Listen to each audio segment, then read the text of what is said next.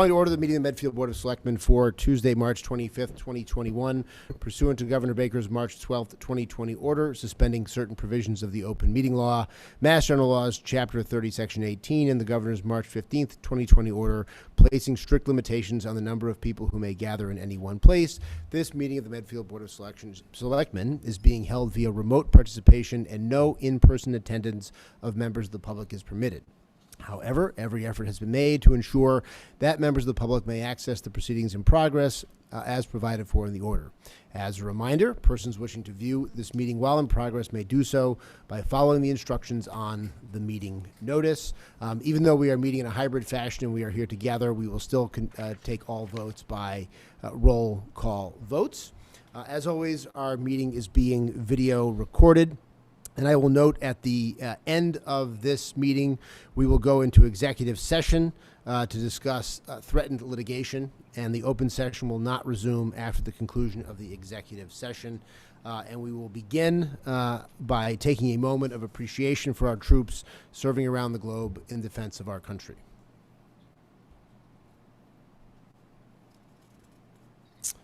Thank you. Some of you may have seen there was legislation filed by the governor to permit Zoom meetings to continue beyond the expiration of the state of emergency on June 15th.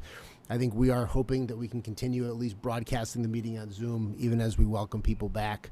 But our next several meetings will still be in this hybrid Zoom format. All right, well, and some good news to start with our first appointment. Another sign of a return to normalcy and happier times.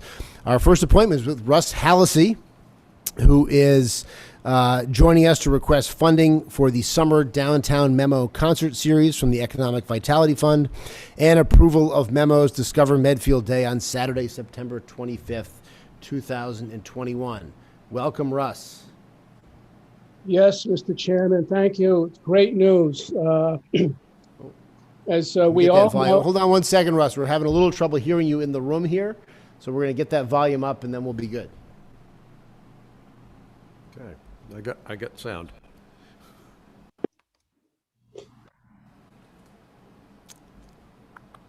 All right, let's see. Want to try again, Russ? Well, thank you, Mr. Chairman, and all you folks for having me tonight. Yeah, it's extremely good news. We originally had decided not to do the summer concert because of all of the tenant problems with it. And then we had been asked to maybe reconsider as things were starting to loosen up a little bit. So we did, and we decided to do 5 concerts instead of our normal 9 or 10, only because we kind of felt we needed to kind of ease our way into it, and also to watch our finances a little bit, because we weren't going to be having a major underwriter this year. So I have found out that there are funds available through the town for community events like this, and so we decided to go forward and start planning. So we did. We lined up 5 bands. I believe I had sent you a draft flyer showing the lineup of the bands starting June 24th, going every other week for the 5 weeks, ending in August 19th. So anyway, we were able to line up 5 bands. In the course of trying to find, going down the list of inviting, there were 2 bands that weren't available, some due to COVID reasons, and others, they were getting booked, which is good for them. So in any event, and we're starting to hear back from some of our evening hosts that are saying positively, yes, we do want to go on and do some evening hosts. So we'll probably have 2 or 3 evening hosts a night so that we can offer them to all of them who did it 2 years ago. And then the great news, when the governor opened everything up, the feds and the governor opened everything up to no COVID restrictions, that made it a ton easier now for us to go forward and plan. this and to actually execute the concert. So that was extremely good news as well. So it takes away a lot of anxiety on how we would have handled any restrictions. So therefore, we're asking again now, going back like we normally do, asking for the selectmen for permission to use the gazebo and the grassy space next to the library for those 5 weeks. We're asking to hang our banner over back near Baxter Park across the street through I'm asking for June 5th to put it up, and that would give us 3 weeks so that the town would know that it's happening, and then take it down after the last concert. We also will be putting in the Hometown Weekly our annual flyer, which announces to the town the concert series as well. And then we're asking for the first time for financial support from the town. The normal financial way this thing works is our corporate underwriter pays for half of the budget of the season, and then we divide the rest up between the evening hosts, which then share in the cost of the other half. And generally, we break even. Sometimes Memo has to dip in a little bit, and sometimes we get a couple of dollars extra, which goes into our account where we, give money back to the town in some fashion. So this year, with a little fewer concerts, a little fewer T-shirts and whatnot, we're asking the town for $2,500, which would be half of our budget, and then hoping that we get at least 10 evening hosts. Then we would break even for the event. So Great. that's it. We're looking for the use of the land, putting up the banner, and then a little financial support from the town this year. Right. And So then it is hoping that and then planning next year, we would go back to our usual operation. right. So it's $2,500 from the town's economic vitality fund, as it is known. And we obviously have enough money in that account. So Pete, questions, comments? So are we okay with the Board of Health on this, Russ? I was having trouble hearing you at the very beginning, unfortunately. The sound in the room wasn't very good. Yeah. So I apologize if you said that. No, that's fine. And I probably should have mentioned that, but Monday I called Nancy Benatti at the Board of Health, who's my normal communication avenue. And to confirm with her, that this is what the governor said, wide open. Is the Board of Health on the same track? Are they still having any specific requirements, or are they on board with the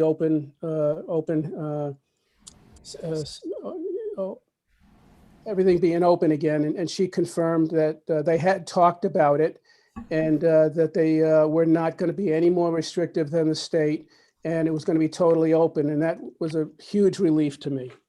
Good. That's great news then. That was, I guess, my only question. Thank you. All right, Gus? Russ, I didn't hear the first part either. There's a fair amount of background noise. The only thing I didn't specifically hear, I think you also asked for a waiver of the $50 application fee for the common vittler's license. So that's for Medfield Day, which we'll talk about in a minute. Okay, so we're not, I thought you started with Medfield Day. Okay. No, I don't have any questions. All right. I have no questions either. I think this is great. It's great that the concert series is going to happen this summer. I think it'll be great for our downtown businesses and attract some people to come down, more people to come downtown over the course of the summer. So I think we have 3 requests. We should take the financial request and a motion first, and then we can probably combine, Gus, into one motion, the use of the banner and the use of the gazebo for the concerts on the dates requested. Yep. Oh, and let me also mention, if I could. That's something else, a 4th request. Well, it's something I think is of interest. So as you saw on the flyer, We normally put Memo's icon, and we normally put the underwriter up there, and they have a major place on our T-shirts in the front. And then on the back of the T-shirts go the evening hosts. And so I took the liberty, and I hope it's okay, to take the town seal and put it on our flyer up in the position, calling it the support, so Medfield presenting and the town supporting in that kind of a position. So you get the town will get recognition of its financial support in that way. Gus, I don't know why I know this, but the town clerk is the person that needs to give permission to use the town seal. Probably something that I learned when I was doing things for Memo 20 years ago. So we're technically not the right people to ask about the town seal, apparently. But thank you for the recognition. Well, yeah. Then I will follow up with going to the town clerk and letting Christine know that I've gotten that permission. Okay, great. All right, Gus, do you want to have a motion on the money? Yeah, so I move that we approve funding in the amount of $2,500 to support the downtown concert series being planned by Memo, money to come from the Medfield Economic Vitality Fund. Second. Mr. Marcucci? Aye. Mr. Peterson? Yes. Mr. Murby? Yes.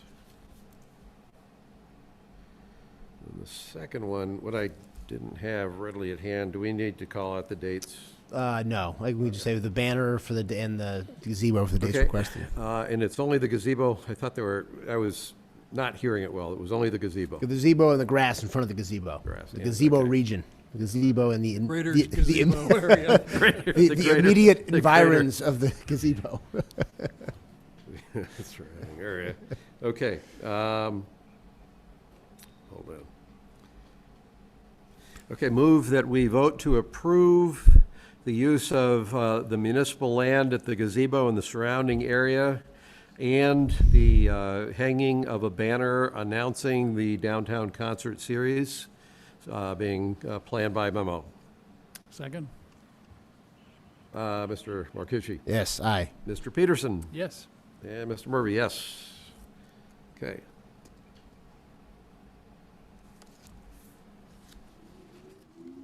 All right.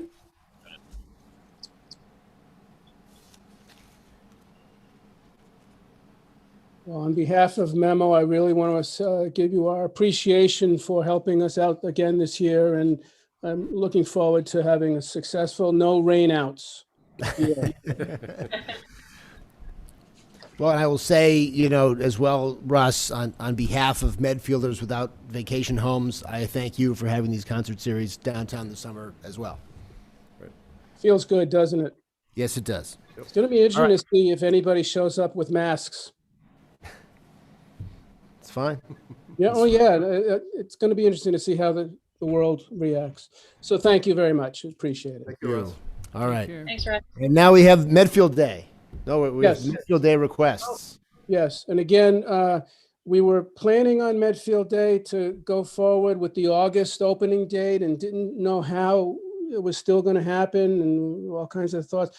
But again, we're very hopeful that it's going to be wide open. We probably will alter our kids area rides still, even though it's anything is totally allowed, but we probably have less rides like the bouncy rides, which would have a lot of contact, because we still feel that there are going to be parents who are going to be concerned residually about this stuff. So you should see quite a difference in our kids area and how we proceed with that. But in any event, we're asking the It'll probably town. save me a few bucks, Russ, if you have fewer rides.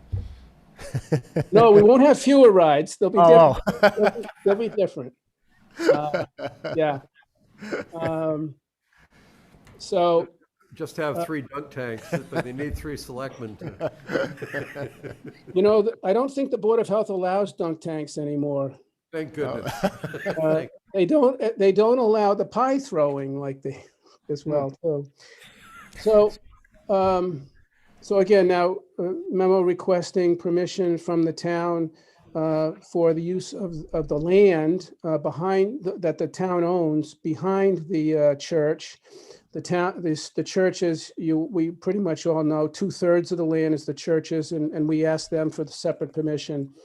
And then the town owns the other third or so up to Upham Road. So, and then of course, the use of the roads to allow us to close the roads, Ferry Street, Upham Road, and portion of North Street. So for the land, we're planning on having it be the fourth Saturday of September. Historically, from the very beginning, for the first 39 years or whatever, we tried to have it on the third Saturday of September, unless there was a Jewish holiday, and then we moved it to the fourth, the fourth Saturday. And what's happened now is Montrose has started a homecoming weekend, and it started maybe 2 years ago, but I think it's just, 2 years ago, but we didn't do this last year. And so they have a homecoming, and they seem to like the third Saturday for their calendar. So we would get bumped because we really need their parking lot for the kids' area. Couldn't do it without it. So memo kind of made a decision that to keep consistent, so the town, has, a learning curve, and we got to train the town now to start thinking fourth Saturday. We're going to be consistent pretty much in just doing it on the fourth Saturday of September, unless there's a Jewish holiday. And then in that case, Montrose said that they would move theirs if we had to go to the third Saturday. So we should all start thinking in terms of fourth Saturday, as a rule for Medfield Day. But that's good for us because it gives us another week after the kids get back from school to plan, and we all, so it gives us another week there after school starts. So that's not a bad thing.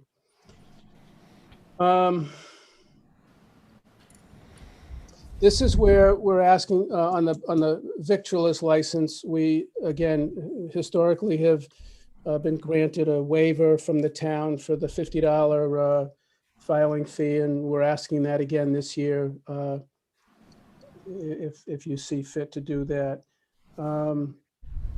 We also typically get the insurance certificates from our insurance company to insure both you and each of the other people who give us, the three others who give us use of their land. The third being not only the church in Montrose, the third being Brook Run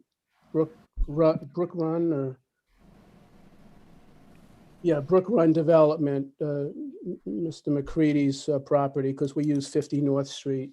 So we would be getting them all insurance certificates for that. And then asking for permission to hang our banner over by Baxter Park for the month before Medfield Day, so the town knows about it. Well, I do appreciate, Russ, that when you send us the letter with the requests, you have all the requests in one letter and then a place for us to indicate our assent. It makes it easier. We don't have to type up all the motions and everything else. Pete, any questions, comments, discussion related to the Medfield Day requests? No, none. Gus?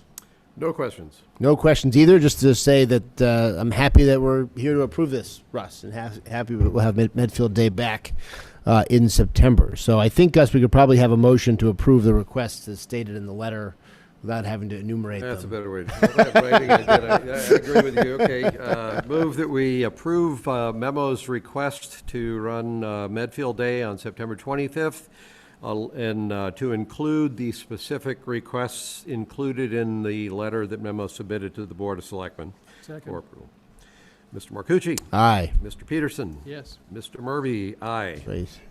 Russ, any final comments? I do, and it just kind of popped into my head. Of course, both of these events will be subject to, God forbid, another wave of COVID, whatever, and things changing with the state. So it's all subject to that, but I think everybody feels pretty confident that we're in a good place. Very good. Thank you, Russ. Thanks, Russ. Yeah, Thanks, Russ. thank you so much. Wow. All right. Well, in a change, a refreshing change probably for him, the second item on our agenda today is usually our cleanup hitter, or really our closer. Usually the Mo Goulet is like the Mariano Rivera of our meetings, and he has to sit through like three and a half hours of other things before we get to his contract. So we bumped Mo Goulet up. I don't know if he got Christina coffee this morning or something, but we've managed to get Mo near the top. So Mo, hello. I got a new contact, so it's all good. The sun is shining through your window. It's usually dark, and you're trying to keep yourself awake by the time we get to you. So of course, by the time we get through the list of all these contracts, it may be dark. So why don't you start with the first request, which is a request for approval of a contract with a Beta Group, Inc. For the redesign of the West Street North Meadows intersection in the amount of $160,500 to be funded by a Massachusetts Housing Choice Grant. So if you talk a little about the contract, and also talk just a little bit about the grant itself, how we got it, how it came to be, and the needs related to that intersection, just to remind the folks at home. Sure. So I'm going to let Nick talk about the Massachusetts Housing Choice Grant. He was the one that obtained it for the town, so I'll let him talk on that. Thank you, Nick, for doing that. So this is the design for the West Street and North Meadows Road intersection. It's on the top 200 list for the states for crash list. It's a very dangerous intersection. We need to try to make it reconstructed and make safety improvements, looking for turning lanes, dedicated turning lanes, new traffic signals, pedestrian accommodations, and for cyclists as well. It's a long due project, I believe, and I think it'll really improve the area for traffic flow. Nick, if you want to talk about the housing grant. Sure. We applied for and received the Housing Choice Grant, which is a state program that funds infrastructure projects typically in communities that have increased their share of housing in the recent 5 years. And Medfield was certified as a Housing Choice community last year, and we submitted a grant for this funding this year, and we're successful in that application. That's great. And this will, of course, be right. This intersection is right by the Aura development that is being put in by the American Legion as well, or where the American Legion was. So it's correct. And this intersection has been, I think this intersection has been an issue in town for as long as people have been worried about intersections in town. And it's not necessarily intuitive that it's the most dangerous intersection in town, but it certainly is. And I was coming back from the gym a few weeks ago, and there was an accident right in front of me at that intersection, and it is just by the data quite dangerous. So this is good news. Pete, any questions on the contract? No, I think it's great that we're getting this grant. I have two, but they're not major, Mo. I just want to make sure I understood correctly that the contract cover sheet, in the description, it talks about the $160,500. It says that the town has submitted the intersection project to Congressman Auchincloss's house, has recommended it for federal funding. I assume that's the construction funding. This is the correct design funding. So that's right. Yep. Make sure. And then the only other question I had was, I assume pedestrian accommodation means they're going to put crosswalks there, or is there some other? Yeah, so there'll be some handicapped accessibility ramps on all four approaches, Okay. as well as crosswalks to get them to either side. As far as sidewalks, there's only been limited sidewalks, but we're doing a sidewalk study as we speak to look at all connections around town and ADA accommodations. Okay. Those are my only questions. All right, and I have no questions. So, Gus, do we have a motion on this one? Yes, I move that we approve the contract with Beta Group, Inc. for the West Street, North Meadows Road, Route 27 intersection design in the amount of $160,500 to be funded by a Massachusetts Housing Choice Grant. Second. Mr. Marcucci? Aye. Mr. Peterson? Yes. And Mr. Murphy, aye. All right, so the second contract requested is the Southeastern Regional Services Group, SERGG, fiscal year 2022 DPW supply bid award, and authorize Maurice Golay to sign the standard SERGG contract for the DPW supplies. And I've got to work on my pronunciation of that acronym, because I know we do a lot of these, so I've got some time. But tell us about this one, please, Mo. Sure. If I could take B and C together, they're B and both C together. Sure. from the Southeastern Regional Services Group. We joined them a few years back to it's a part of a 30-town consortium that we try to get the best prices for all our DPW services, supplies. We're looking at water and sewer treatment chemicals, office supplies, paper. It's all different times of the year they do these bids. So we do get some good prices out of here. We've been dealing with it. I dealt with it before. I started with Medfield, and it really does save the town some money. So the DPW supply bid and the water treatment chemical bid was just done recently. So the contracts are long. There's a lot of signing to do. So if you would authorize me to sign them so that you don't have to worry about them, that'd be great.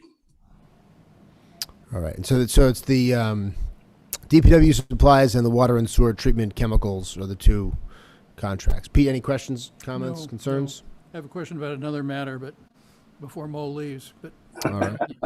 We'll get to that under general questions after. Gus? Do we, no, process-wise, are we going to vote on each one separately, or do you want to combine? I think you can put them in the same motion. Okay, If you, I'll just mention them separately, but put them in the same motion, I think. yeah, all right. So you're ready for the motion? Yes? I'm ready. Okay. I move that we approve the awarding of the SERGG fiscal year 2022 DPW supply bid and authorize Maurice Goulet to sign the standard SERGG contract for DPW supplies, and that we approve the Southeastern Regional Services Group SERGG fiscal year 2022 water and sewer treatment chemical bid, and authorize Maurice Goulet to sign the standard SERGG contract for water and sewer treatment chemicals. second, Mr. Marcucci? Aye. Mr. Peterson? yes. Mr. Murphy? Yes. All right. Next is a contract with the W.L. French Excavating Corporation for removal of catch basin materials. So before we move on, what they've been trying to talk about, it's Sursage rather than Sergi. Just Sursage. All right, Sursage. I'd like us to revote that. The official Sursage style guide reflect that the pronunciation is Sursage. All right. Given Mike's difficulty with that, I'll have you know I wasn't listening to what you had to say for the last 5 minutes. I was practicing saying Thursday. So. Sursage. All right. W.L. French. That's an easy one to say. So the WL French contract is, with our stormwater management, we clean our catch basins every year. And the spoils that come from the catch basins through Mass DEP and EPA, we are removing them from town. And this is a contract that we're looking for this company to come in and take the materials away and keep a paper trail for DEP and dispose of them properly. Okay. And how often do they come? They're going to be, this year is a little different. This year we're starting to remove them. We used to handle it ourselves. There's a lot of companies that are shying away from it because it's very expensive to get rid of and keep that paper trail. So this company here is taking what we have for this year, and then next year we're going to have the contractor that removes the sediments from our basins to remove it at that same time. Got it. Pete, any questions, comments? No. Gus? I just have one dumb question. When I read it and it said, why is it so important to have this removed in such a meticulous fashion? Are there hazardous wastes that come out of the catch basin? So there could be. So that's one of the things. What we try to do is keep all the any kind of pollutants out of our waterways. And when it goes into our catch basins, there's a chance for pollutants to get into our waterways. So if we clean all the materials, it could be oils, it could be gases, it could be chemicals, depending on what is getting washed away with runoff and groundwater. So when we remove the materials, it could have pollutants in the materials, and then that gets taken away and disposed of properly, so it's not put anywhere in the ground. And so basically, the state treats those materials as a hazardous waste then? Correct. Okay. The question I had. All right, we have a motion. I move that we approve the award of a contract to WL French Excavating Corporation for removal of catch basin materials in the amount of $48,125. Second, Mr. Marcucci? Aye. Mr. Peterson? yes. Mr. Murby, yes. All right, and finally, we have requests for approval of Chapter 90 requests for the following projects: the High Street resurfacing and the resurfacing of various streets off Harding Street. So part of our pavement management, we are, creating projects that will benefit the town through that program. And the two requests that we have is to resurface High Street, a portion of High Street out to the Walpole line, and also a subdivision off of Harding Street to, we're going to be doing some rubber chip sealing as one of our methods. And we ask for you to sign the request. It seems like the High Street may be done already. Correct. Yeah, it seemed like it happened probably literally So- overnight. Yeah, so we were trying to get into this selectmen's meeting, but it wasn't going to happen until after town meeting. And we had an opening. We talked to the state to have a verbal agreement to allow the project to take place. And we ask that you sign off on it to allow us to get reimbursed for the project. Pete, comments, questions, discussion? I like the way that you do the overlays on the maps. Makes it very easy to understand what streets you're doing. So thank you for that, Mo. That's all. Gus? No question. All right, we have a motion. I move that we approve the Chapter 90 request for the following projects: High Street resurfacing and the resurfacing of various streets off Harding Street. Second, Mr. Marcucci? Aye. Mr. Peterson? yes. Mr. Murby? Aye. Aye. All right, I think that's it. Mo, wait, Pete has a I question. had a question, and it General comes from, question. it comes, Mo, from reading the Boston Globe about PFAS. And it seemed to me that we were testing for, and the fact that Wayland and some other towns are spending huge amounts of money now putting out drinking water for their residents. And I think I read in the article that we're only really required to test now for like 6 versions of the PFAS, and yet there sounds like there are hundreds of them. There are 1,000 compounds of PFAS, but these 6 that we test for are the main components that DEP and EPA require us to test for. So I guess my question is it likely that we're going to be asked to test for more of these in the future, and all of a sudden we're going to get stuck with one like Wayland that is hazardous and that we're going to end up having problems with our water? I don't believe that we're going to be required for more compounds than the 6. There are other states that only do a few of the compounds. There's not many that go more, but we do, when we do our sampling, there are other components of PFAS that are in our sampling as well. So, but these 6 main components we separate out to make sure that we're in compliance with those compounds. All right. I just, we're spending a lot on the treatment plant, and it seems to me that we should be making decisions related to the possible connection to the MWRA or other solutions if we're likely to get hit with more costs down the road. So that's what I'm concerned about. We did do some with our planning of the water treatment facility. We do have expansion capabilities for PFAS control if we needed to. Right now, we're in. Yep.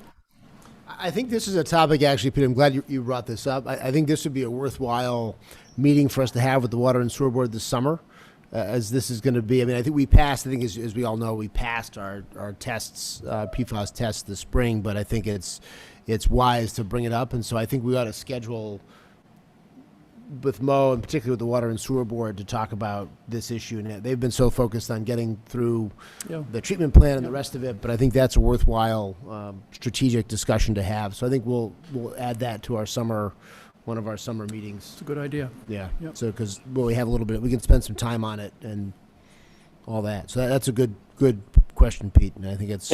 Can I ask that we get put in the beginning of it with the sun still out? No promises. I will keep your copy for tomorrow. No promises. All right. Anything else for Mo? No, I don't think so. All right. Thank you, Mo. Thanks. Have a great night. Thank you very much. thank you for coming. So our next appointment is with Amy Colleran, Facilities Director, to request use of the Municipal Buildings Emergency Fund for 3 projects. And just to remind everyone, the Municipal Buildings Emergency Fund was created at last year's town meeting, and we recreated it again at this year's town meeting. From the Municipal Building Stabilization Fund, it created, I think it was $175,000 for building projects that come up during the year that are not approved directly out of the Municipal Building Stabilization Fund at town meeting, but with the approval of the board, can be spent over the course of the year. So most of the money is being returned from this year's fund or repurposed for next year's fund, but we have a few requests from Amy here. Welcome, Amy. Hi, everyone can hear me okay? Yes. Yes. Okay, well, thanks for having me. So there's 3 items to take a look at here. The first 2 have to do with existing rooftop units. One is at the high school, and there's actually 2 at the library. So these units, all 3 units are at their end of the life expectancy. They're 25 years old. So we've been having issues with them. So we had our engineer take a look at them. Either way, we're going to have to do either a repair or a replacement. So when I was looking at the cost for the repairs, I just said, well, these are 25-year-old units. What would be the cost to replace them? So I did a little bit of comparison. Actually, the item A, the $10,370 for the high school RTU. That's actually the cost to replace the heat exchanger and the blow assembly. That would be the cost to just repair. It would be $20,975 to replace it. It's half the cost. So it doesn't really make sense. I don't think that it makes sense to put $10,000 into a 25-year-old unit. So that rooftop unit, it feeds part of the high school library and some of the rooms off of the library. And item B is the rooftop units for the library. There's 2 units there. One is for the children's room on the 3rd floor, and the second one is for the daily room on the 1st floor. Again, there won't be any heat in the children's room next year if we don't either replace or repair them. And the daily room doesn't have air conditioning working in there right now. So looking to see if I can get funding to replace all these units instead of the repair. I just did a quick ad. So if we were just to repair all 3, it would be $31,000 and change.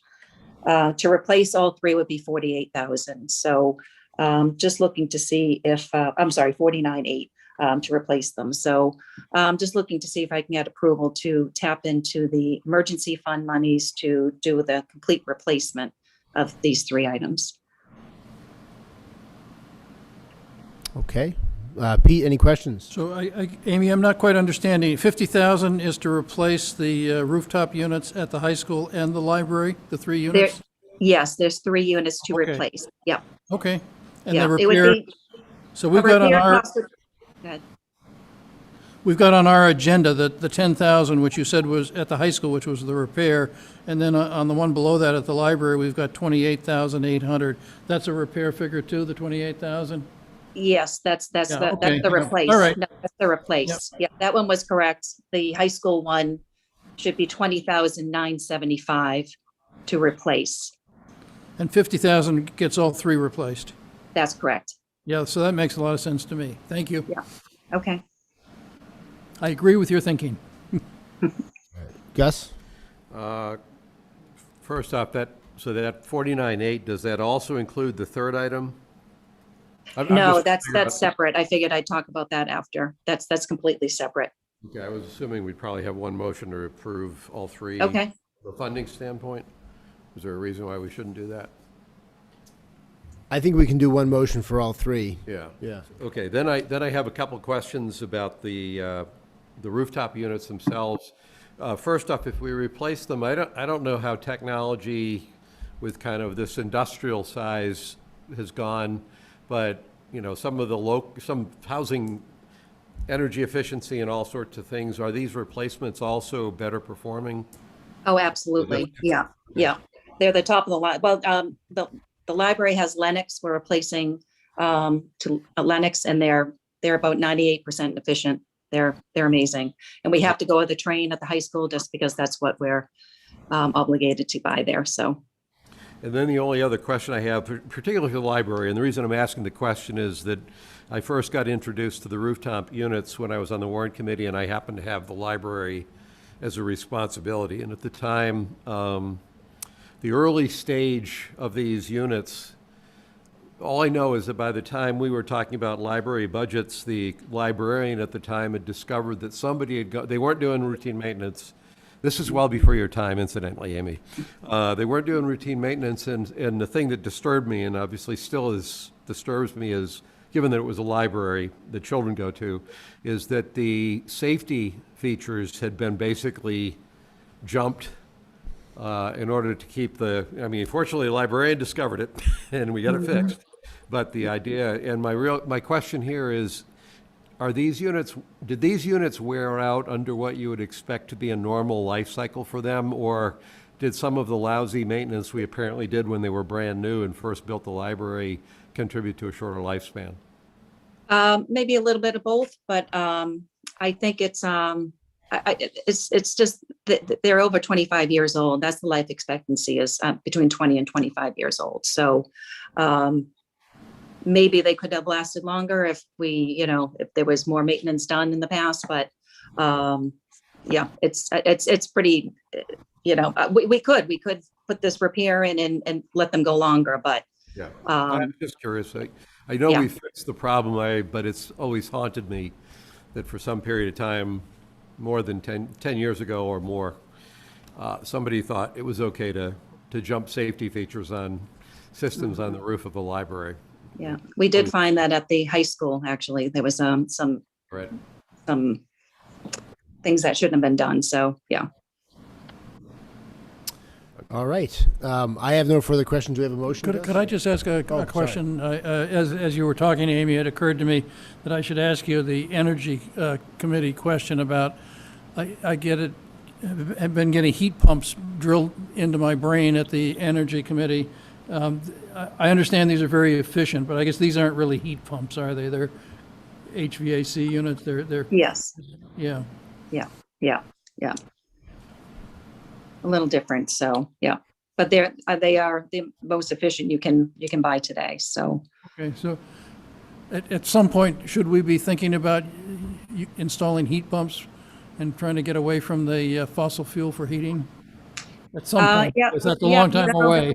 No, exactly. But we've already started discussing a bit in the Energy Committee meetings, and I've had some side meetings with Fred to discuss future for that to happen, for sure. Yeah. Okay, thank you. The key point on all of that is there has to be a solid business case for it. You don't just do it to do it. Okay, ready for a motion? Anything else to cover here, Amy, or are you ready? Item C is a sprinkler leak. It's just a valve that needs replacing over at the town hall. It's completely corroded out, so we've got it to stop leaking, but it will just start leaking again. So that was just a 2814 to replace that. Great. So, guys, did you get the number on the RT replacement? Yes, and that's for 2 units, not 1. Yes. I followed that right. Yeah. Okay.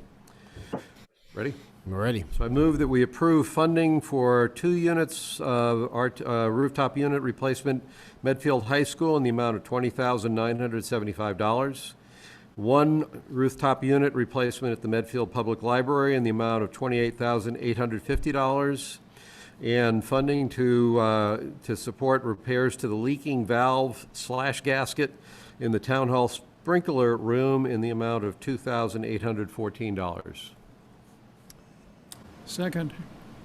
Mr. Marcucci. Aye. Mr. Chairman, Mark Sorrell. Ooh. Do I have to add them up?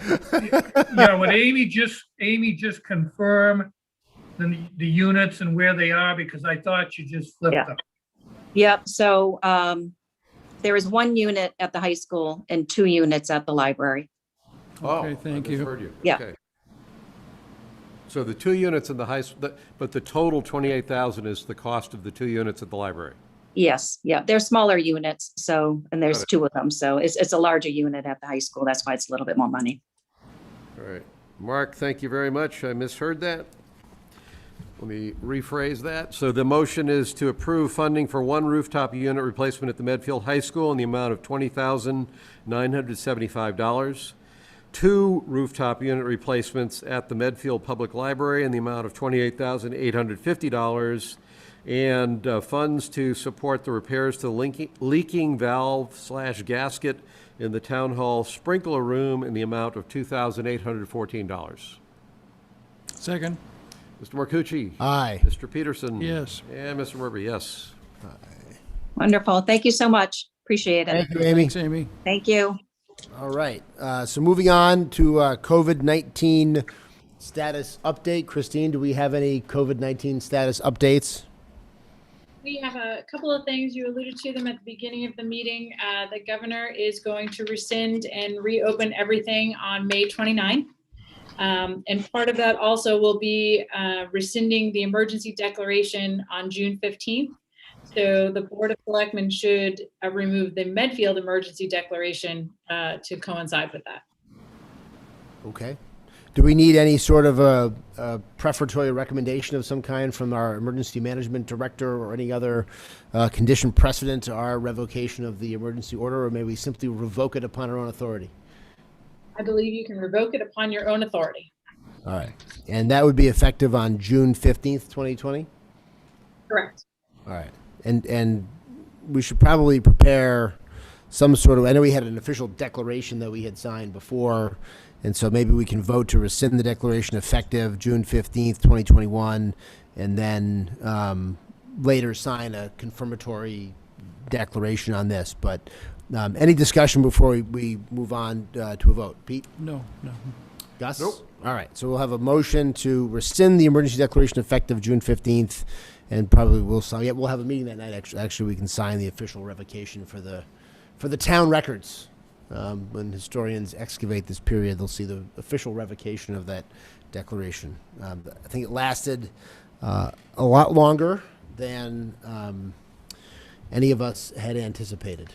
But Just to get the wording straight, the back end of what you just said, we're going to declare to rescind it effective June 15th to be confirmed. no, I think it's just rescinded effective 2021, and then we can, just separately we can sign something Okay. effectuating that. Okay, you ready? Yep. Okay, move that we vote to rescind the Medfield Emergency Declaration dated March 17th, 2020, effective June 15th, 2021. Second. Mr. Marcucci? Aye. Mr. Peterson? Yes. Mr. Murphy? Aye. Hey, Christine, I think we actually do have an actual update under the Federal Funds Update and Discussion, CARES, FEMA, and American Rescue Plan Act. Correct. So we were notified today of our official number. So we are getting $1.35 million. We are just waiting. We have interim guidance from Treasury. We are waiting for further guidance from DOR on how to do some analysis and calculations regarding lost revenue. I'm going to be presenting a letter to you at your next meeting, asking you to petition Norfolk County to begin the process of turning over what could be approximately $2.5 million that the county has received, that the Norfolk County town administrators would like to see go to the individual cities and towns, not to the county itself. So we're working on a letter and a presentation now, and we'll have that prepared for your June 15th meeting. Great.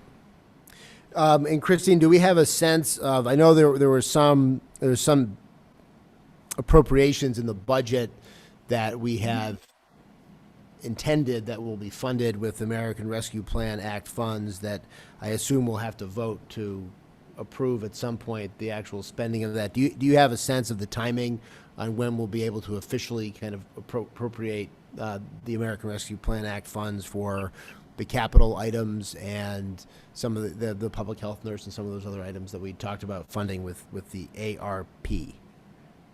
I am anticipating we'll do that before July 1st.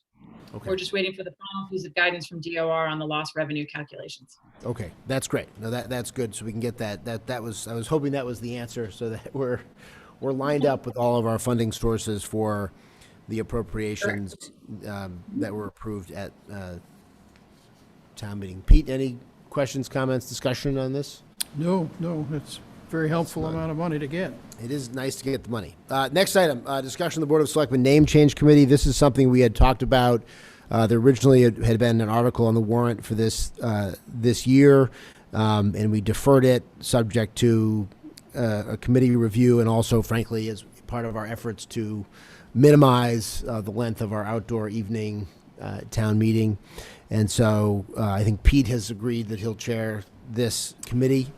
Oh, did I? I thought you had. I thought you, or maybe I had said, Pete, you'll chair this committee, and you didn't object quickly enough. So, Pete, yeah, will you I chair really this? have no interest in chairing that committee, but And I'm going to object to that. However, Object to Pete not chairing the committee? I object to Pete chairing the committee, yes. Him But I'll chairing the explain committee? why. Yeah, Oh, I do have okay. an objection. All right. Well, let's go. Okay. I'm with you, Gus. So you won't have a choice. I was going to think you were going to have a choice. You'd be able to pick because, and Pete, it's not an attack. It's it's broad. It's a broader principle than that.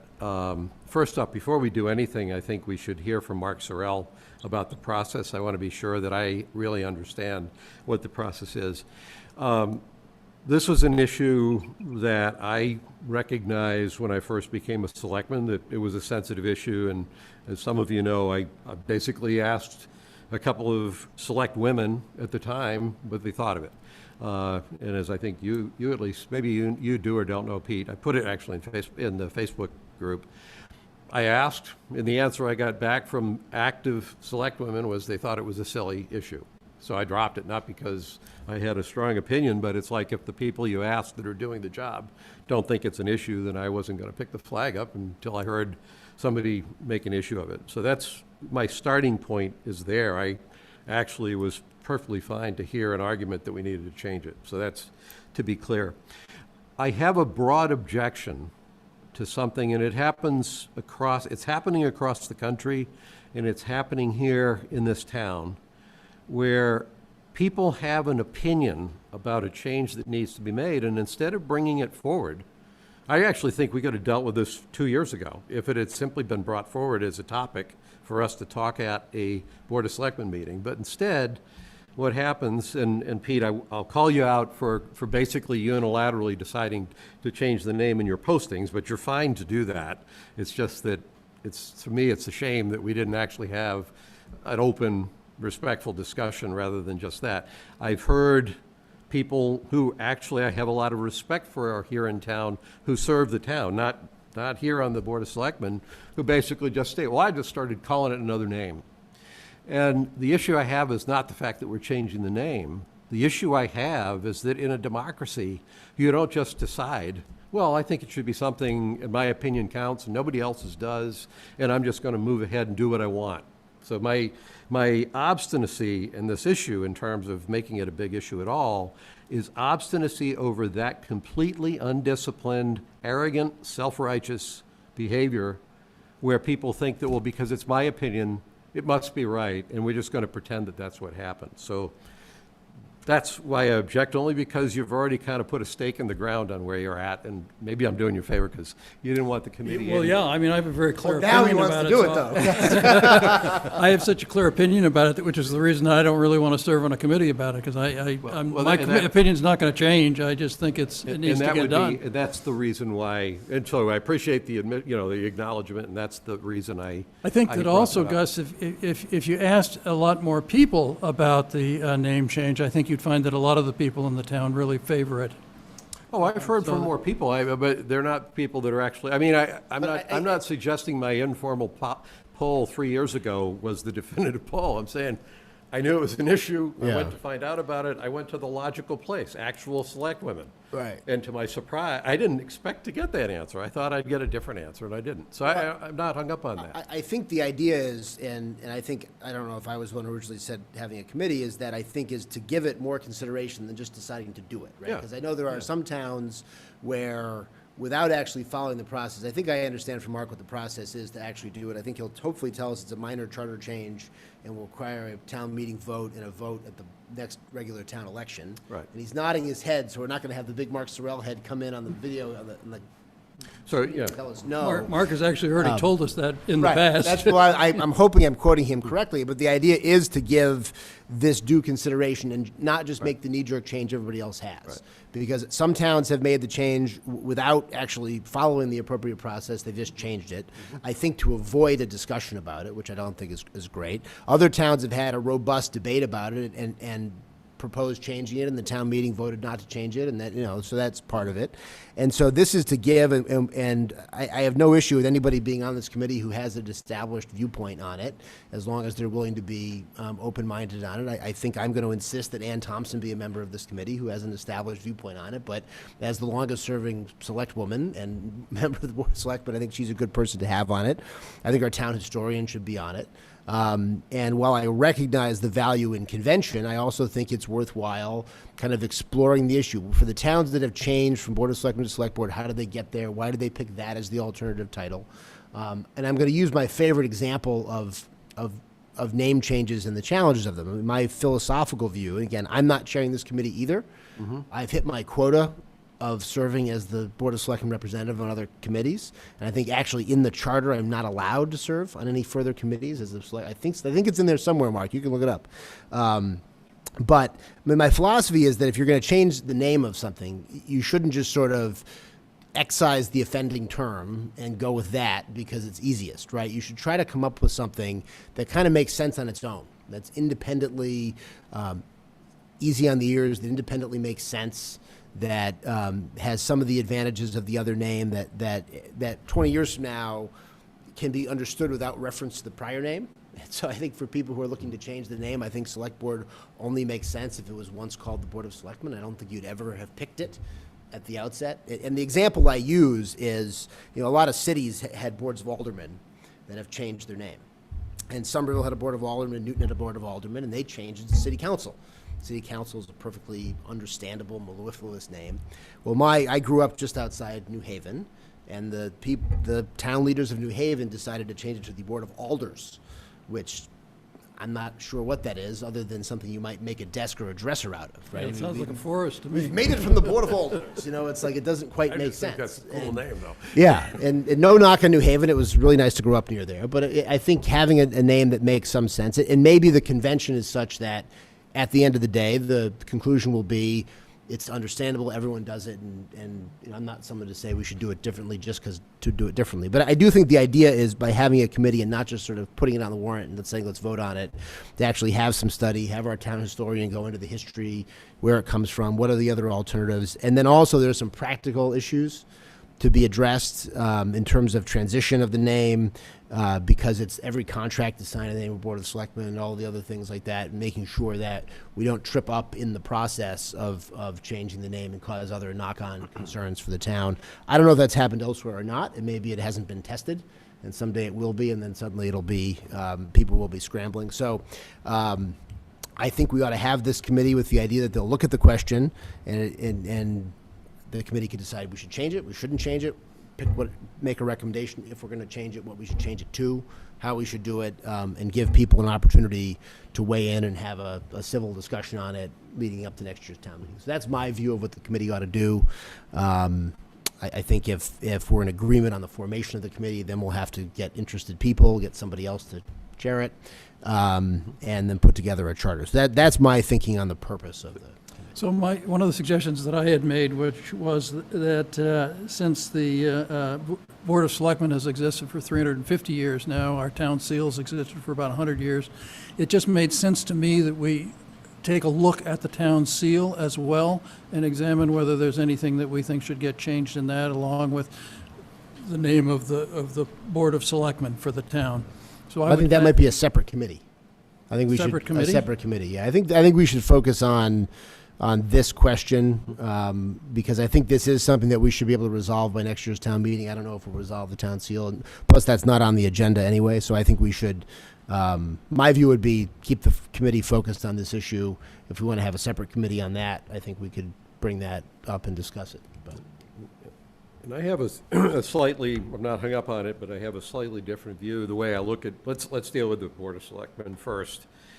My own view is I would like to hear from the historical stewards of our town about whether keeping the name from a historical perspective matters or not.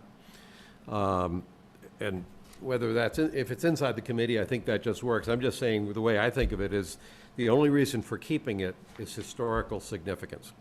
There's no other reason for it. So the first step for me in the thought process is to hear those who, I'll say through their actions, have demonstrated a greater commitment to the town's history than I have, which is not to say I don't care. It's just that I don't think I've done anything close to what the people who really have built up the history have had to say. And I'd like to hear them, I'd like to hear that committee say, the time has come to break this link. And then I'm good with it.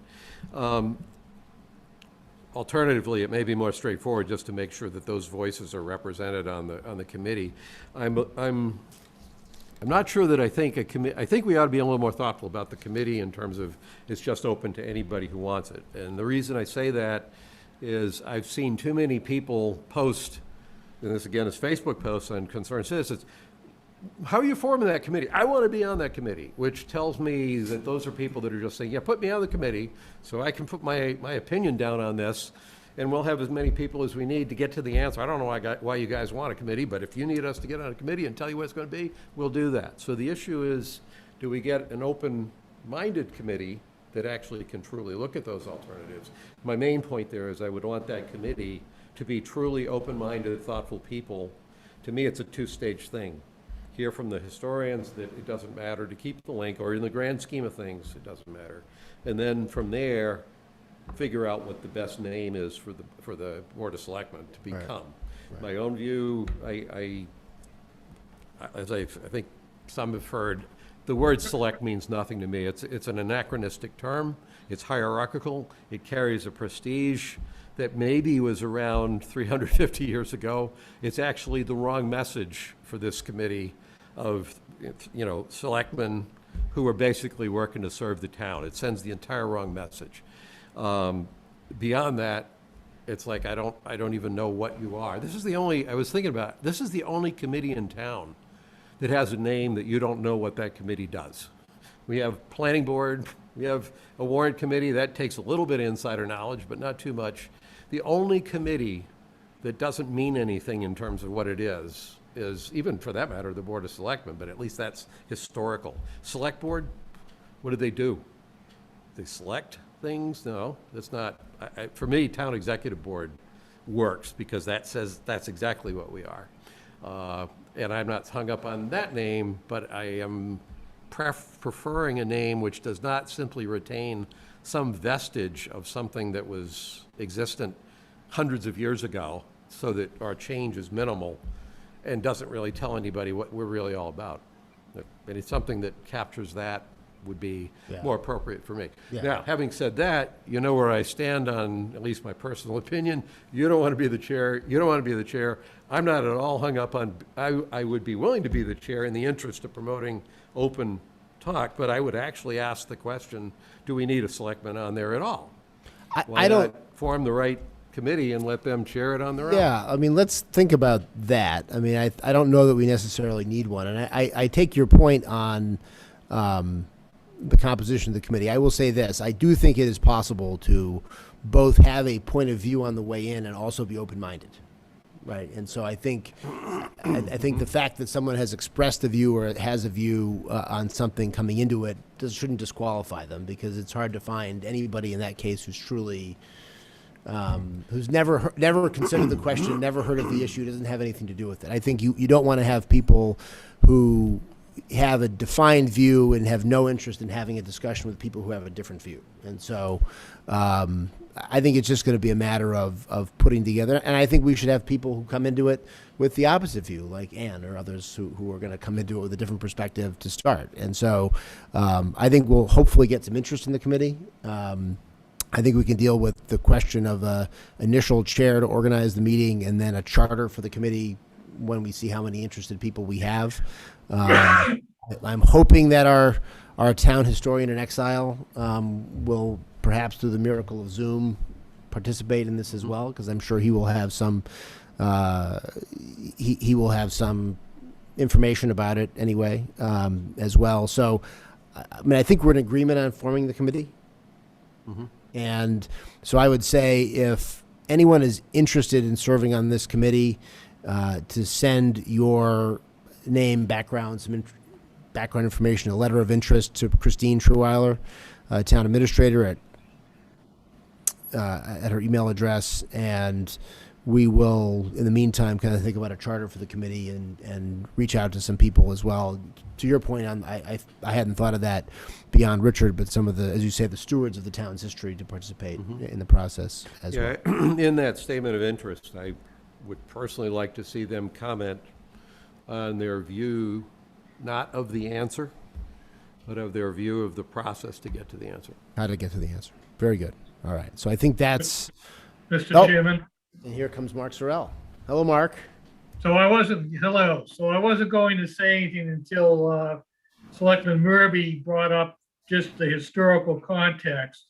And I just want to point out that not operating in a vacuum, the state statutes, which themselves are quite antiquated, make specific reference to boards of selectmen. Nobody's making any effort to change that. So whatever you do in terms of the name, if you get too far afield, you've got to be concerned about how that's going to be interpreted and mesh with the state regulatory framework. So if you were just going to go with select board, and I'm not going to express an opinion one way or the other, but that's close enough to what's there that you're not going to have a problem in terms of definition of function. But if you got it very creative, the more creative you get, the more you've got to look at unintended consequences. We could probably resolve, I would think we could resolve that issue, Mark, with the definition if it went into the charter to say this board, if it is the town executive board, shall serve all the powers and functions of a board of selectmen or however, defined in the state statute, right? I mean, wouldn't that address that issue? Although ironically, you're right back reaffirming board of selectmen when you do that. Well, I mean, you can't avoid it if it's in the state statute, but if you're saying if we're going to call it for something else for the purposes of the town. I mean, at some point you go from having the option for a simple process to having to petition the legislature with a home rule petition because we'll sort that. Then that will be one of the considerations the committee can address as well, the practicalities of it and all the rrest of it. So Mark, I appreciate your comment, but you've also left me confused because I get the issue, but I'm not sure how to understand the boundary between what would work and what wouldn't work.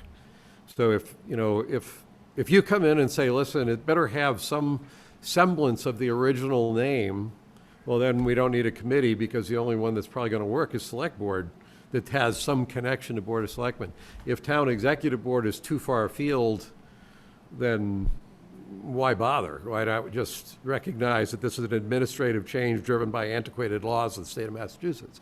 On the other hand, if that's feasible, if that's inbounds, but the grand poobahs of of the suburban Boston is a little too far afield, I get that. Can you give any indication of where that? So the issue is what Selectman Marcucci alluded to, which is basically providing a definition and functions, and then that kind of gets into that's a slippery slope as well, because it's one thing to just restate the obvious that it functions as a board of selectmen, but if somebody doesn't like that or you want to change that, now you're into changing the function of the executive branch And that's not a simple charter change. That's, Yeah, but that's not what we're doing, though. I mean, it's going to be the same. I mean, I think I will. Well, again, this is why we should look at this in a committee and talk through it rather than give you some time to think about it. I mean, I don't see how you'd be changing the function just by changing the name and saying this shall be have all the same authority. I mean, it just seems like, I don't know. Maybe I'm too Pollyannish about the legal drafting ability of Mark Sorrell, but I have confidence in you, Mark, that you'll be able to draft something that will work. The other consideration, of course, is that the statewide organization, the Massachusetts Selectmen's Association, has now changed its name to the Massachusetts Select Boards Association. There's no That's not even a government, it's an organization. And there's no question that's the convention. The question is whether the convention is just the convention because it was the easiest thing for people to do, or whether it's actually something that is worth doing on its own. And the practicalities are part of it, and we'll address that. So, again, I if don't you're... think Medfield has become the town it is by looking around to see what other towns do and saying, oh, we better follow the lead. There were towns that decided what they wanted to rename it, and they did. And I know don't see other we should- towns have looked at different other names beyond select board and all of that. So again, if you're interested in serving on that committee, please email Christine Trudeau with a statement of interest, and to Selectman Murby's request, a little discussion of how you think the process ought to proceed. All right. And I don't know questions in the chat or otherwise on that one. So next one, I just put annual town meeting on here in case anyone had any discussion coming out of annual town meeting. I don't have a particular agenda item here, but just in case anyone had anything to bring up or otherwise. Other than that, a strong thank you to Scott and to Chris Allen. And I thought they really did an excellent job on the technology and all of that and making it happen. So I think that's an excellent idea to have this on the agenda. I've certainly had a lot of communication since the annual town meeting as to what the vote with respect to the school meant. I'll just say my interpretation of it, which is that it was a sense of the people that were attending the meeting. It's not a binding vote. For me, my decision to support the school siting at the Wheelock site was primarily based on hearing the opinions of the people from the school building committee who build schools for a living, saying that we would get a compromised school at the Dale Street site because the site is too small. So that for me, that has not changed, and so that my opinion about where to site the school has not changed because of that. I understand that there are a lot of people that want to keep the Dale Street school at the Dale Street site. I initially wanted to as well, until I heard the people that build schools opine that we would end up with a compromised product. For me, I don't want a compromised school after spending $80 million.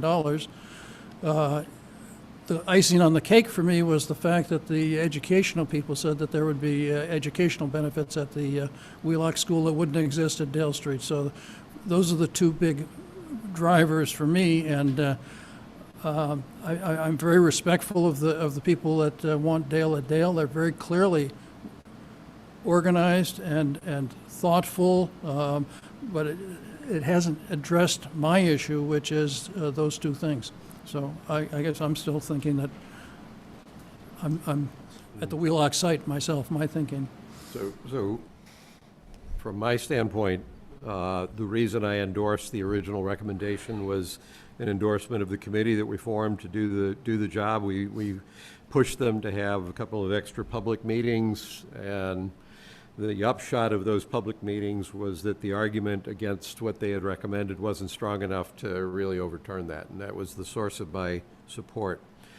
I'm not going to comment on my view of the vote, and the reason is that vote is basically information for the building committee to take into account as it sees fit. And I don't think I'm smarter than them about the technical merits. I do think that there's an important issue the building committee has before it to think about what it's going to have to do to stand the best chance of getting passage of the funding. And I don't say that to imply, therefore, they need to go in the other direction. I'm not at all convinced that there was anything there that clearly demonstrated one opinion would pass and the other one wouldn't. And I would say the communications I've had since the town meeting make me even more sure of that. So I don't think I can serve any purpose to express an opinion on what I think the building committee should do. I do think that it would be a good thing for the building committee to do all it can to gain a better sense of where the best path forward is.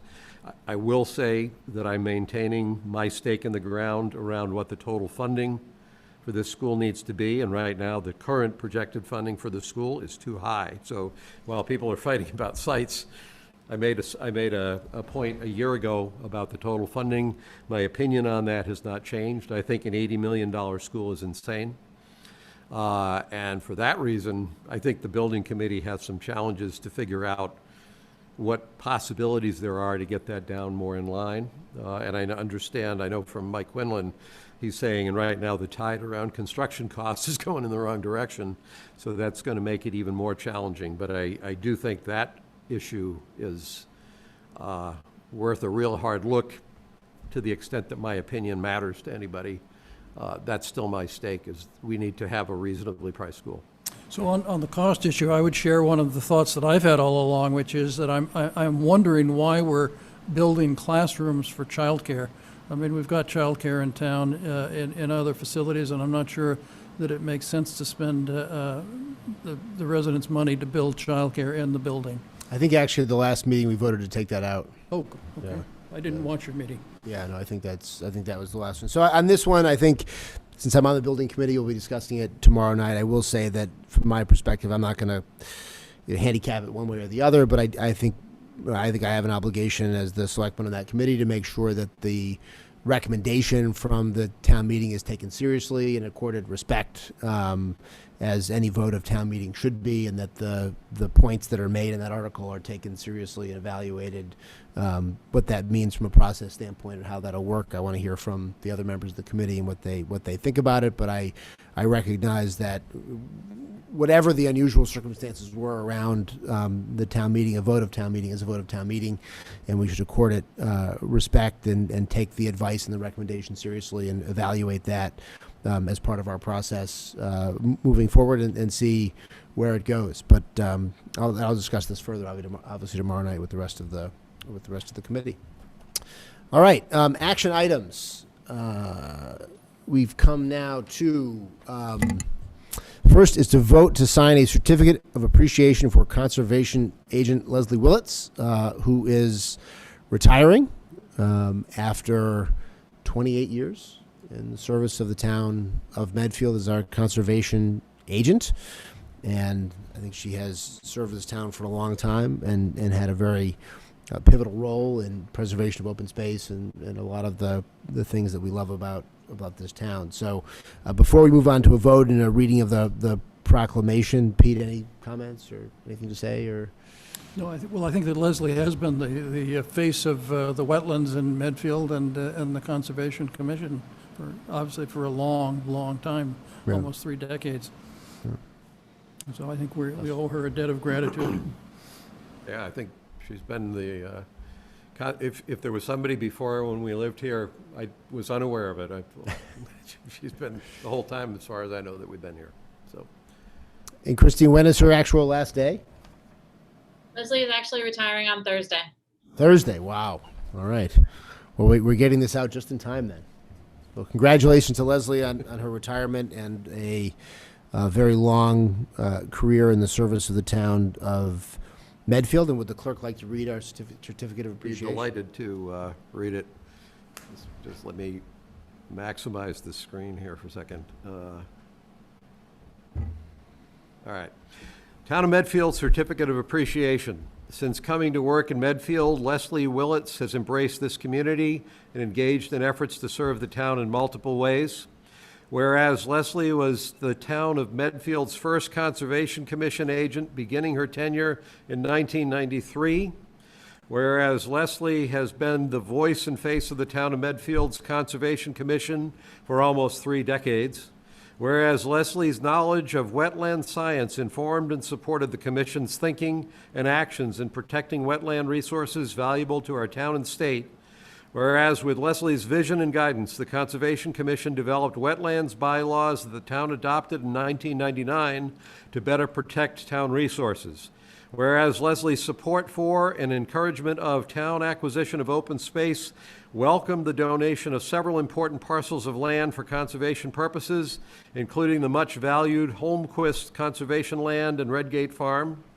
Whereas Leslie oversaw aspects of the remediation efforts at Medfield State Hospital that impacted multiple critical wetland resources and so helped protect these areas as the town worked with the Commonwealth to recover the beautiful Charles River overlook vista we all enjoy today. Now, therefore, in recognition of Leslie Willett's generous time and service to the members of our community, the Medfield Board of Selectmen present this certification of appreciation. Certificate of appreciation? I think it's certificate of appreciation. Got to fix the typo. We hereto affix the seal of the town of Medfield this 25th day of May 2021.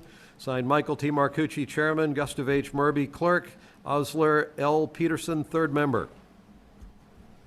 Excellent. And I wonder if as a minor corollary as well, the name change committee should come up with a more august title for the third member of the board, instead of just third member. I was just thinking that I too. think I suggest the great unknown factor. Vice Chancellor of the I think the select member would be an improvement over third member. third member. Just the third guy. He's the third guy, right? No, he's all right. Well, congratulations to Leslie, and we will sign that certificate and best wishes. We need to vote, right? Oh, I move that. Oh, sorry, you have to move. You read it. I can't move. I have no movement. Go ahead. All right, I move that we vote to sign the certificate of appreciation for Conservation Agent Leslie Williams upon her retirement. Willetts, second. Mr. Marcucci. Aye. Mr. Peterson. Yes. And Mr. Murby.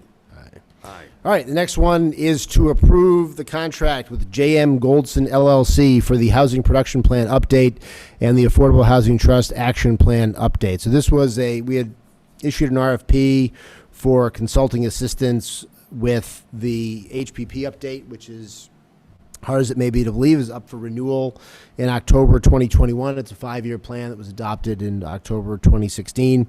And then the action plan, which is sort of the 2-year implementation of the housing production plan. We got 2 responses to the RFP. One was from our existing consultant, Community Opportunities Group, and the other from J.M. Goldson, LLC. Affordable Housing Trust voted to recommend J.M. Goldson. I think there was no dissatisfaction at all with COG. The person at COG, Courtney Starling, who had worked most closely with us, is now, I think she's the town planner in Dover. Dover, yeah. And left. But Roberta Cameron, we thought really highly of her, who was there. Ultimately, we decided that the Goldson contract was a little cheaper. And then we also just thought, COG has been with us for almost a decade. When the housing production plan was originally put together in 2012, they worked on it. And so I think the sense of the trust board was somewhat like switching auditors every so often, that we would benefit from kind of an alternative perspective and someone who is very experienced, has a great background in the area, kind of knows this very well, but is coming to it maybe with some fresh eyes and some different ideas. So we thought for this update we would switch to J.M. Goldson. So that was the basic sense of the trust board. Pete, comments, questions? No, it's fine with me. I had a couple of questions. This is minor. It's a $17,900 contract, so we're not talking about large money.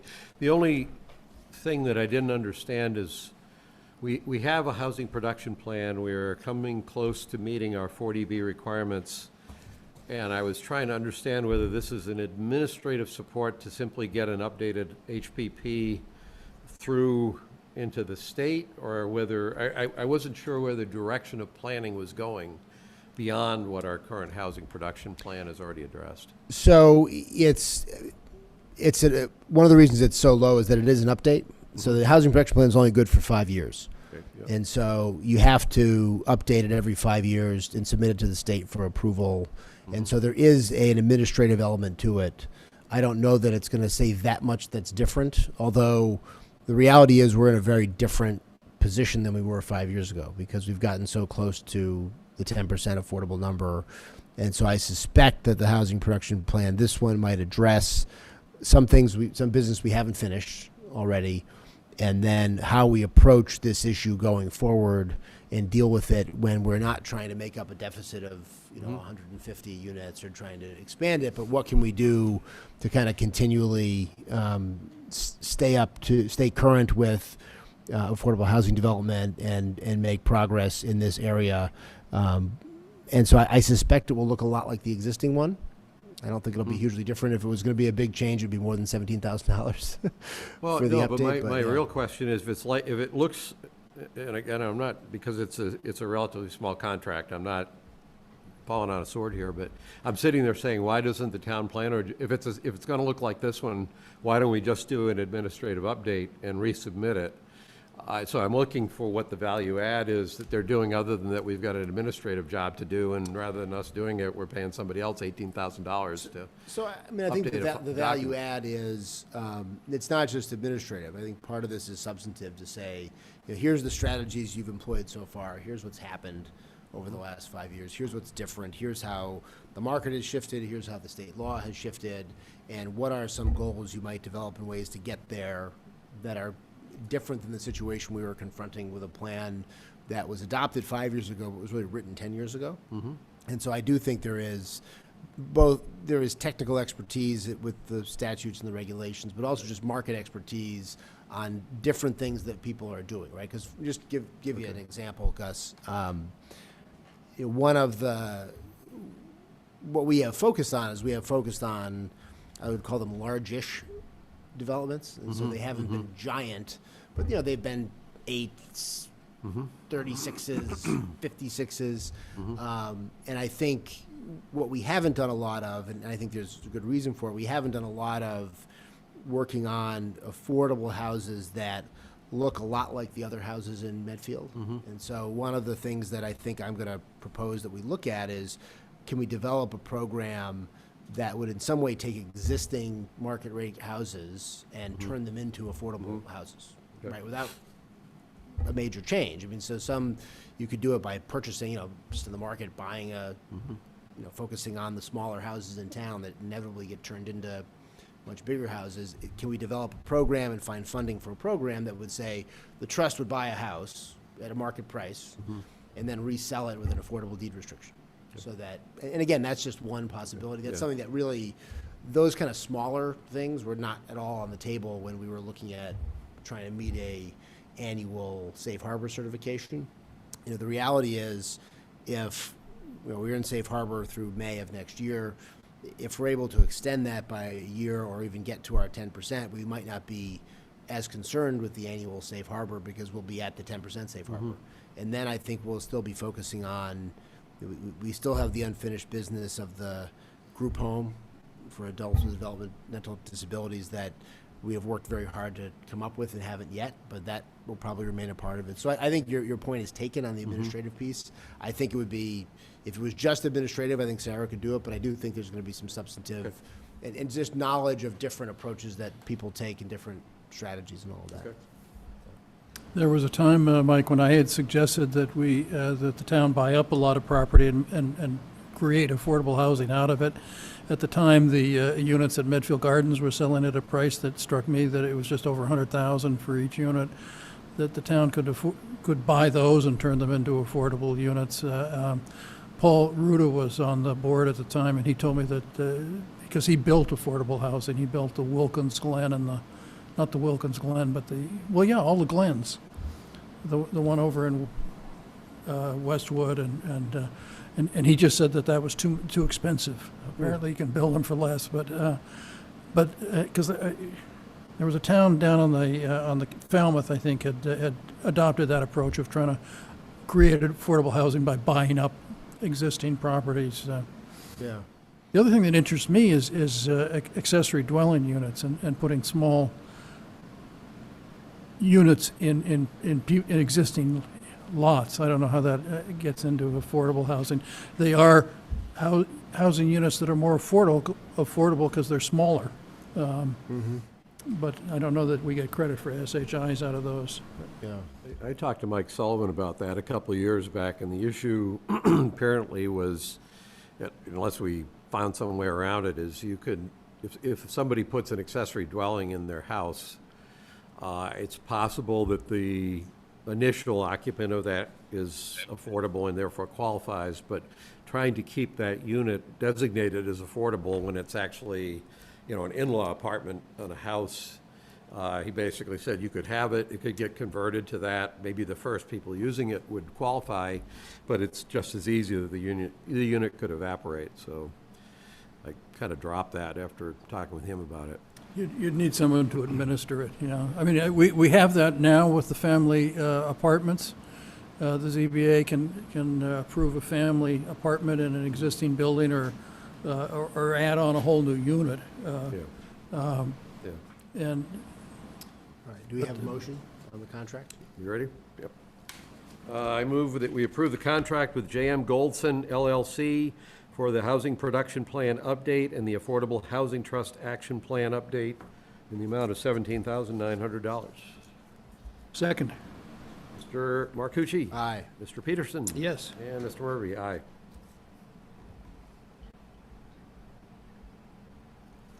All right. So the next one, we have a request to approve a Medfield Meadows LLC transfer request. I'll try to summarize this briefly, just, and Mark or Christine, please jump in here. What it sounds like the request, and tell me if I'm wrong, is that essentially to satisfy requirements of the lender to Medfield Meadows, they are transferring the Medfield Meadows project from one entity to another that are owned by the same people. It sounds like the existing entity might own an additional piece of property, and they are separating out Medfield Meadows from that additional piece of property, and they need the town's consent to be able to transfer it from this one entity, which is Medfield Meadows LLC, and they want to transfer it to Medfield Meadows 18A LLC. Christine and Mark, do I have that correct? Yes, That's my understanding. Mark's reviewed it. I'm muted. No, you're good to go. You reviewed it. Oh, I reviewed it, yes. Okay. Did I describe it correctly? I mean, as I understand the request, this is not changing anything substantively. The same individuals will be the owners of the property and responsible Right. for it. So there's two parts to this. Number one, because this was cooperative with the town, they need your approval, and then they still need to go to the ZBA as a formality and get their approval as well. Okay. All right. Pete, any questions, comments? No.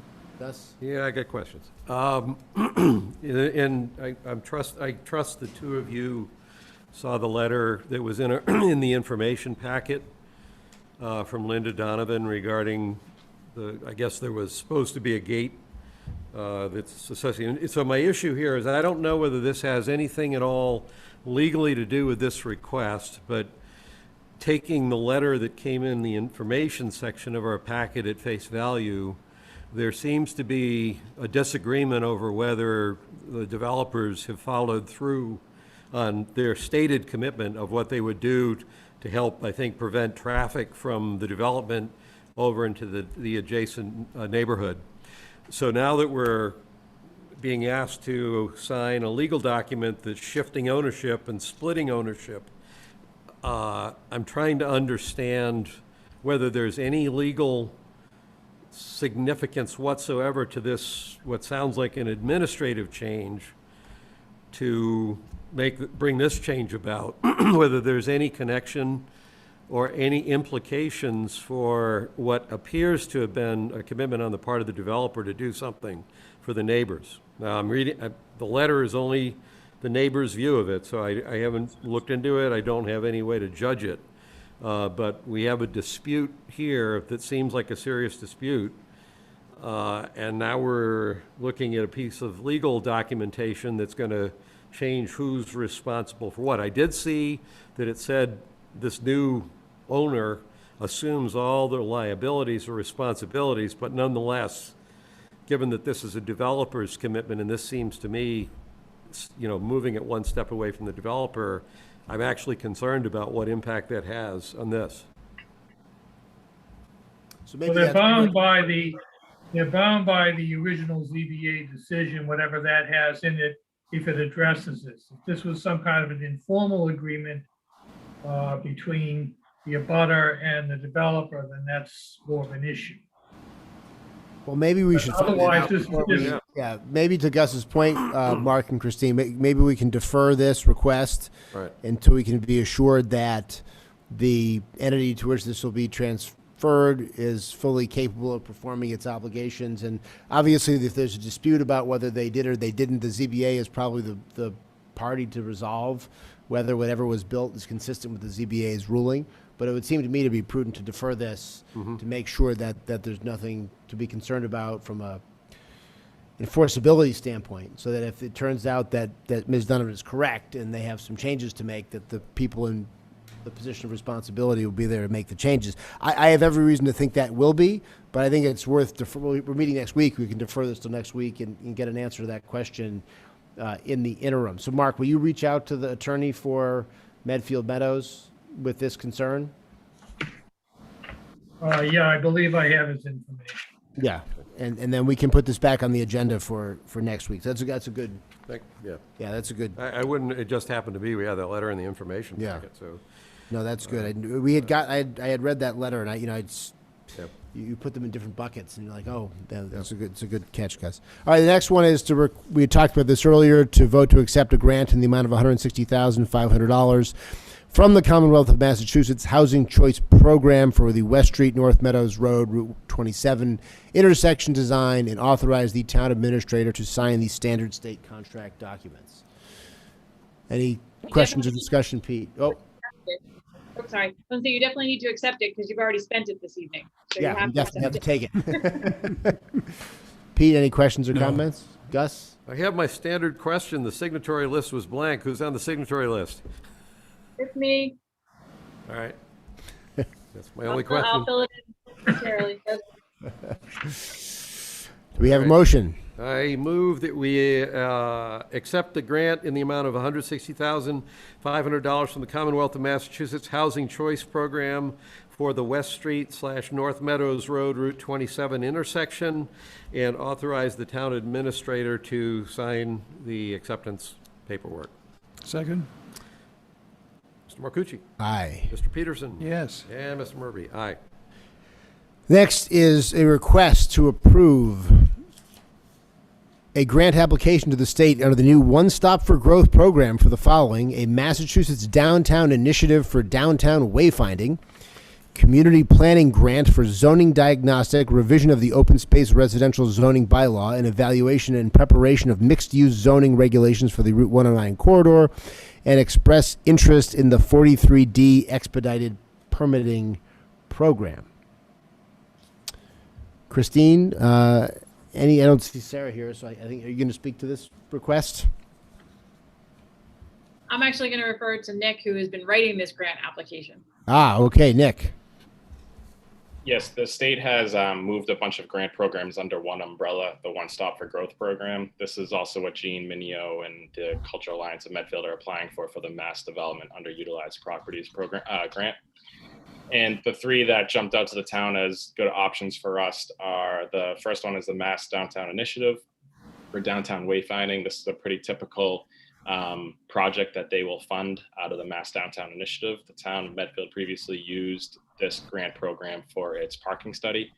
And one of the takeaways from the parking study was a recommendation to do downtown wayfinding in preparation for installation of signs to help attract and direct people when they are in the Medfield downtown area. The second one would be a new planning grant opportunity. This is a new grant program that was just released this year with funding for up to $75,000. And in speaking with the town planner, Sarah Raposa, we had 3 projects, tasks that could conceivably fit under the $75,000 grant limit. The first one is a zoning diagnostic, which the planning board is looking to do, and it's a master plan recommendation, which is to just assess our current zoning code, identify any areas where things should be cleaned up, to ensure ease of use and clarity and accuracy. The second one would be to revise the open space residential zoning bylaw, which at this point had been used 4 times, but the most recent time it was used was in 1999. So as developable land has gotten smaller, the planning board would like to look at revising that open space residential zoning to make it more applicable to potential open space parcels in Medfield, and bring it up to speed with current best practices and what current, natural resources protection zones looks like. The third one is to look at potential mixed-use zoning regulations for the Route 109 corridor, just in keeping with another master plan recommendation, hoping to diversify the tax base, and look at what kind of mixed uses we could expand and add to that stretch of land. Again, these would be collaborative planning initiatives to develop ideas for a new zoning code, zoning bylaws. We're not coming in with any set ideas. It's more to kind of generate those ideas and work together with folks to put those together. The last one is the 43D expedited permitting program. This is just to express interest. Chapter 43D would be a town meeting acceptance. That would be the first real step. What we would be doing now is saying to the state, let's learn more about 43D. I know that different groups have talked about it in the past. In order to start those conversations again, we're looking to apply now.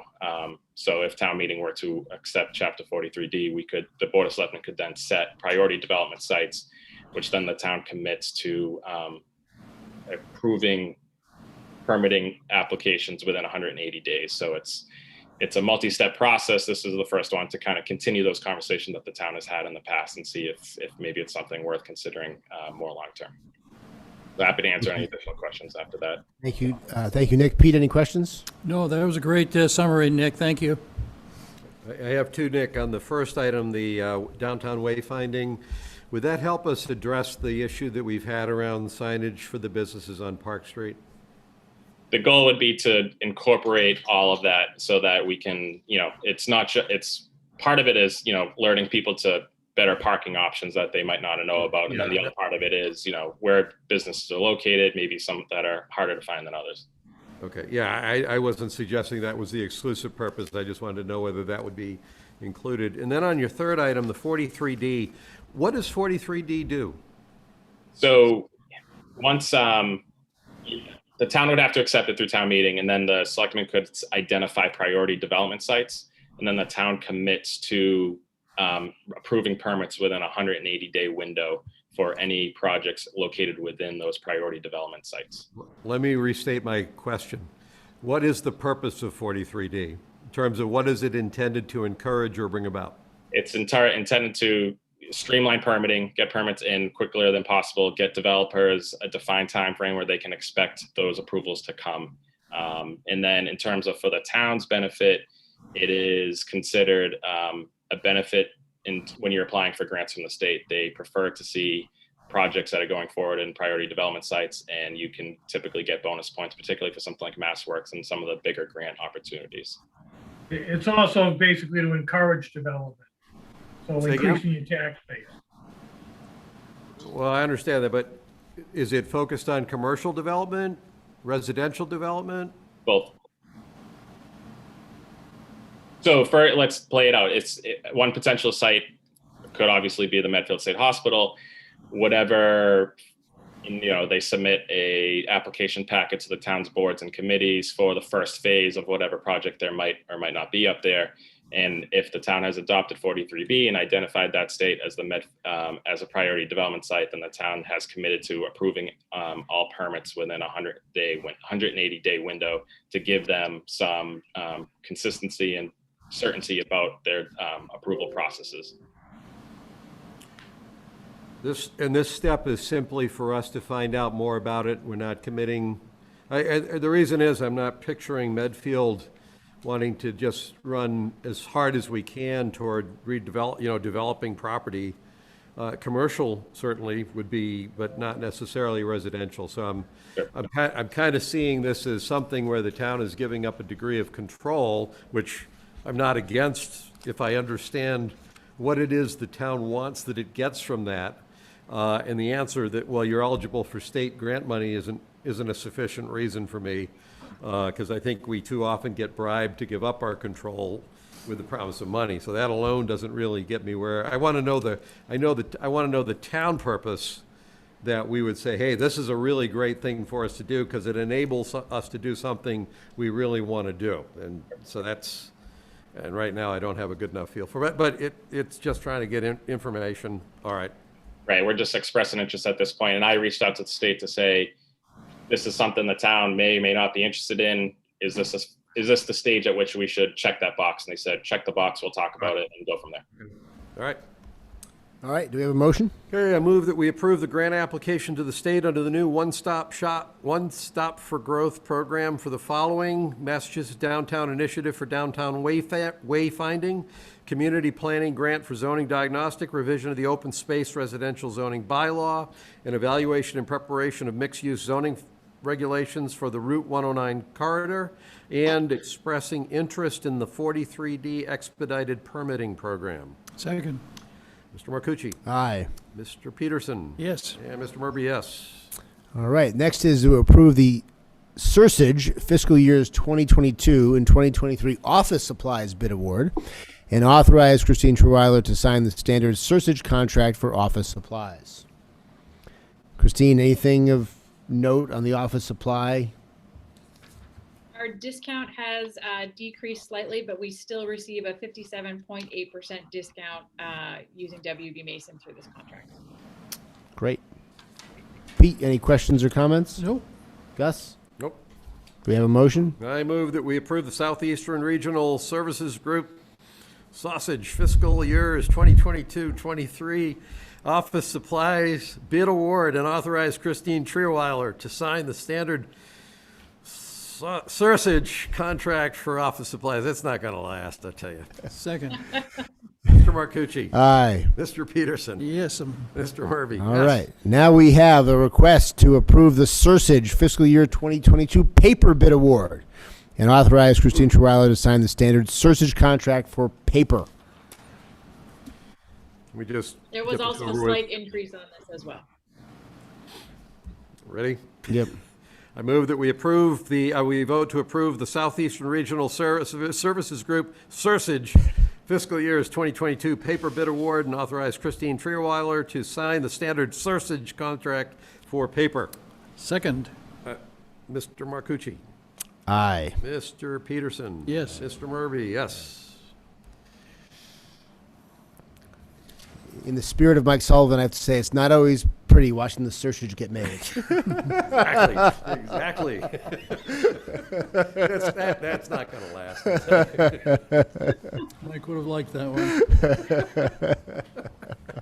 All right, we have a request to approve tax agreements for 106 Adams Solar LLC and 2 Ice House LLC. I just In wanted to Kingsbury update. Club. Yes, Nick.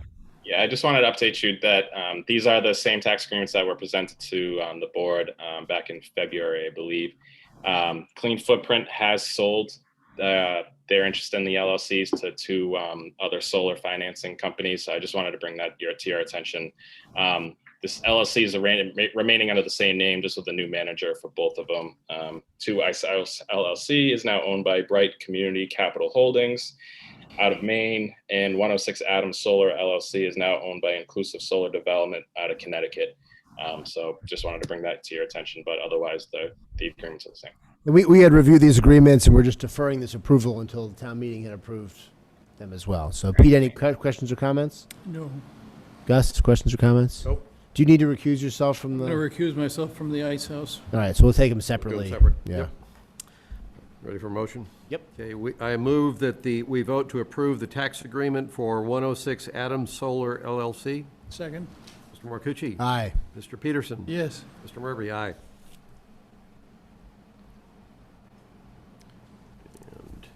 And then with just the 2 of us, I move that this Board of Selectmen vote to approve the tax agreement for 2 Ice House Road LLC, Kingsbury Club.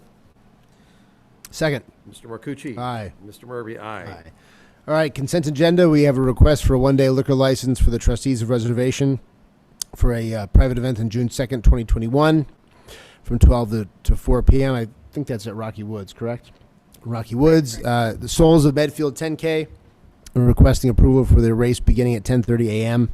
on June 13th, 2021, and a request for one-day beer and wine licenses for the Medfield Council on Aging for their summer cookouts on May 26th, June 23rd, July 14th, August 18th, September 15th, from 4:30 p.m. to 7 p.m. each day. Do we have a motion to approve the consent agenda items? Can I ask a question about the Souls of Medfield? Sure. Just to understand. The only question I have is, sounds like they've gotten all the approval they need. I'm sensitive to the original race that was, that Zealous Brewery was trying to do using the roads around downtown. Can I assume that we do not have any opposition to using these roads for this race from the neighbors? The issue with Zealous was the starting point, right? And this is going to start. This is a rhetorical question, just to make sure that we're. Yeah, and this is, they've solved that because they're going to be in Montrose, the Montrose parking lot. Okay. All right. Yeah, Then, they're going to move to Montrose, which you had suggested to them. And the bigger issue when Zelos wanted to do it was closing off Green Street for about 7.5 hours. So that's not going to happen. I'm just making sure. All right. Yeah. So do we have a motion to approve the consent agenda? I move that we approve the items on the consent agenda. Do we need to list them or just consent? I think you just. Just the consent agenda. Okay, Mr. Marcucci. Aye. Mr. Peterson. Yes. And Mr. Murby, yes. All right. Christine, Town Administrator updates. Just a few brief updates. I know we talked about our emergency declaration and the governor's declaration ending on June 15th. The governor filed legislation today so that we can transition between Zoom meetings and fully in public. And also because we are concerned about our expanded outdoor dining and the alcohol service to those areas. So I'm hoping that the legislature can address those before that June 15th deadline. Just to update you with everything being lifted on May 29th, the car show will be moving forward and they will be using the state hospital on June 27th. And Coolidge Corner Theater reached out to me and they will be transitioning to what their original 2-year ago proposal was for a more of a picnic type atmosphere than a drive-in atmosphere. So we're working with them on the layout of the property. And then my final update is just to let you know that Memorial Day will be taking place. The event in person. They will be at the Legion Hill at the cemetery at 11 a.m. And they have asked for all the bells to ring at noon, similar to the event that we had last year. That's all I have for this evening. Thank you, Christine. Selectmen reports. Pete.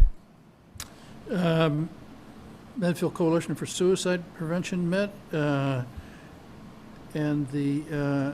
I attended, along with Gus, the anti-racism vigil on Sunday. Very nicely done. That's it.